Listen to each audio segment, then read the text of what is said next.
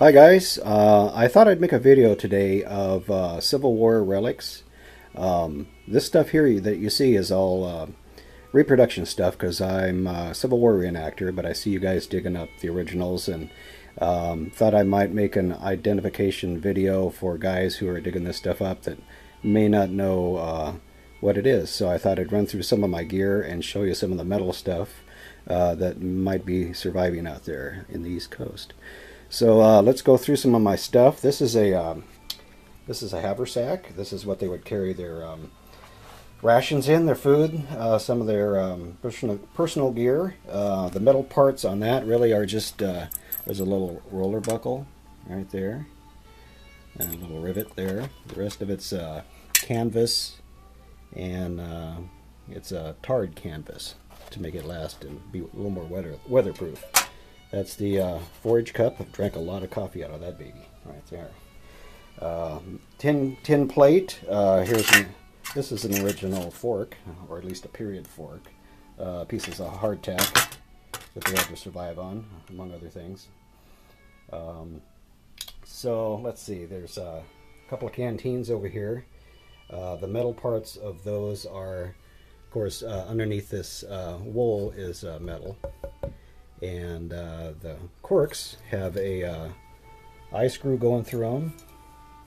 And now this one's got a chain on it. There's some argument whether they had chains in the Civil War. I think most of them probably just had a cord like this. But this one's got a chain on it. Here's a fife over here I found in an antique store. That may be period correct. I'm not a big expert on those, but there's two brass ends on those right there. We got a bayonet.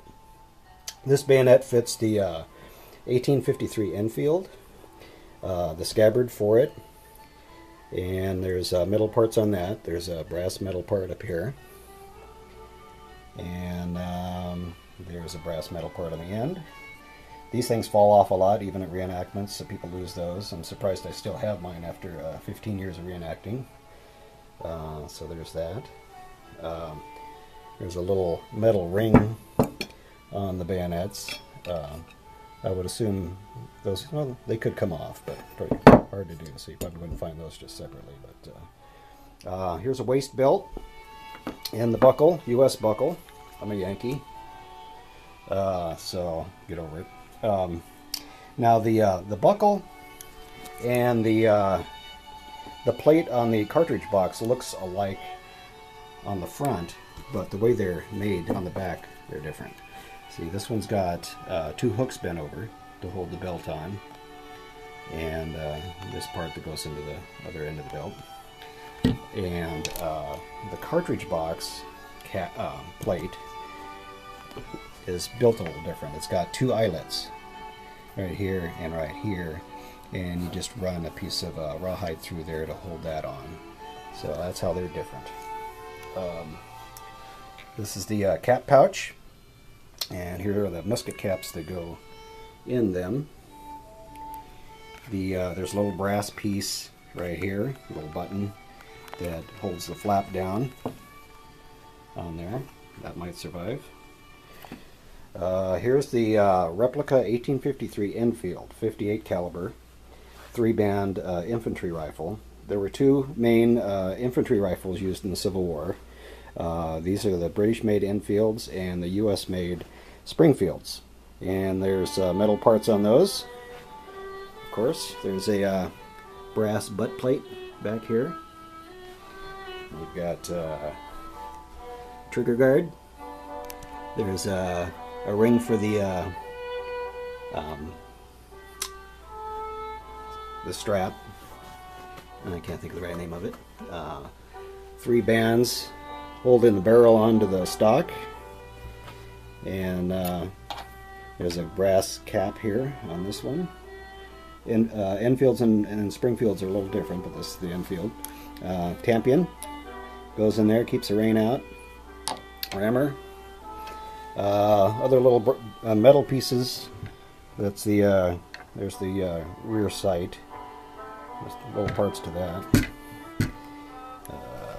the lock itself. Now this is of course where the nipples go right here. Goes the caps go on the nipple right there, just like that. I shouldn't shoot it right now. I think it's loaded. Okay, the knapsack. The knapsack has lots and lots of little roller buckles and hooks. This one I've got my poncho on the back of it, on the top I should say. The ponchos, you can roll them out flat and use them for a ground cloth. There's rivets on those. See, one side's rubberized and one side's just canvas, and there are these rivets in those eyelets. A lot of snaps, a lot of different buckles. Here's a roller buckle, a big roller buckle for this side of the strap, shoulder strap. And there's little ones holding the two flaps together. One there, one there, one over there. Now this shoulder strap is fastened a little different than the other side. It's got that hook right there and this triangular eye that holds that on. And that's, let's see, have I covered everything? Well, there's a couple of photos here. This is an original one here with a actual Civil War soldier in it that I found in an antique store. The metal part of that. They carry these around in things like these knapsacks. They're personal gear. And you could find possibly that metal framework that goes around. They're called Union cases. Both of these are broken. They would have had covers on them. But pocket knives, carried those around. Let's see, that's about it for gear. Oh, let's cover this. Got the bullets everybody finds, although those lucky metal detector guys on the East Coast, I live on the West Coast, can't find this stuff. But the bullets would have been wrapped up in these cartridges, paper cartridges, the bullets up here, and the powder's down here. And you would just bite the back side of this off, dump the powder in, and then push the ball down into the barrel. These would have been wrapped up in packages like this. There'd be 10 of those in there. And then these would be put in your cartridge box. And I think that's about it for some of the gear that I have. Next scene I'll go to is the clothing.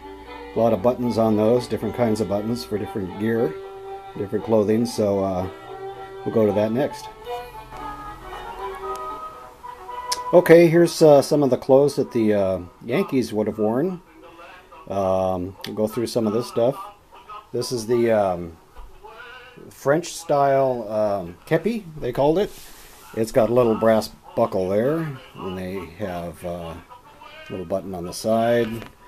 This is the insignia that indicates that the soldier belongs to the infantry. That's the French horn. I also had, here's a, this indicates that the soldier belonged to the artillery, cross cannons. There's also another one that's the cross sabers, which would indicate that you belong to the cavalry.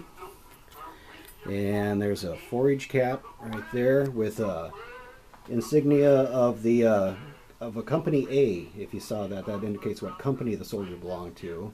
I happen to belong to the company A of the 20th Maine reenactment group here on the West Coast, and that's the red Maltese cross, which shows that you belong to the 1st Division of the 5th Corps of the Union Army.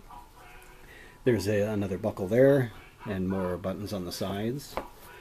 That's the Hardy hat. This is the dress hat of the Union, and there's a really cool brass eagle that goes on the side of that, which would be fun to find. So here are the vests. They have 9 eagle buttons on them, and on the back of these there's a little buckle there, a little metal buckle. The frock coat here, this is the dress coat, and on that there's all kinds of buttons. These buttons are bigger than what you find on the vests, and these are the standard eagle buttons. A lot of buttons there, buttons on the sleeves, And on the back, there's a couple buttons, big buttons back there. Okay, and this is the sock coat, which would be the workaday coats that they would wear just when if they'd be fighting in these kind of coats, they'd be working, digging trenches and just daily life in these. And these also have a big eagle button on them. This is a 4-button sack coat on this one.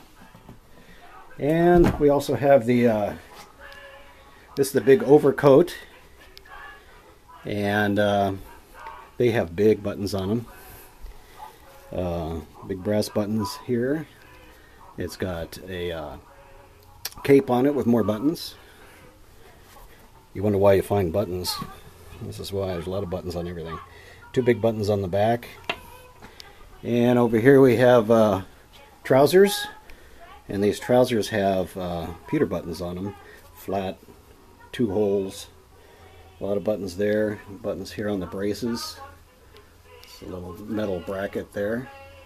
And up there on the braces there's more. So that about covers what I have for the uniform accoutrements. So here's a good book I wanted to point out. This is the Civil War Collector's Encyclopedia by Francis Lord, and they know a lot more about this stuff than I do, but it's got a lot more stuff in it, more detailed, and it's got answer just about every question you have regarding Civil War relics. So you know, if you're looking around, that's a good book. That's about it. I hope this helps a little bit. I wish I could go out to the East Coast and find this stuff too, but I'm out here on the West Coast, so I just have to watch your videos and live vicariously through you guys. So good luck and happy hunting.